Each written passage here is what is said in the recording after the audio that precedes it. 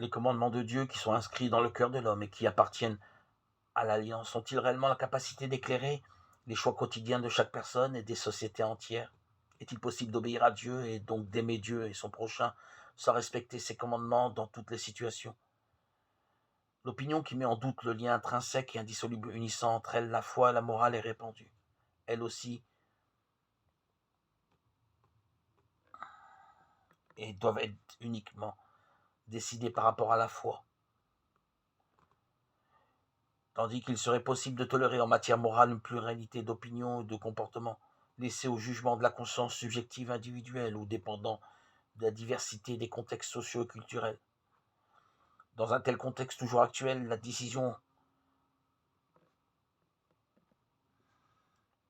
doit être prise pour approfondir plus profondément les questions concernant les fondements même de la théologie morale, fondements qui sont attaqués par certains courants contemporains. L'enseignement que nous apporte l'Évangile présente la vie morale des croyants dans ses fondements et dans les multiples aspects de son contenu, comme une vie de fils de Dieu. En reconnaissant la foi dans leur dignité nouvelle, les chrétiens sont appelés à mener désormais une vie digne de l'Évangile. Par la prière, la méditation, ils reçoivent la grâce du Christ et les dons de son esprit qui les en rendent capables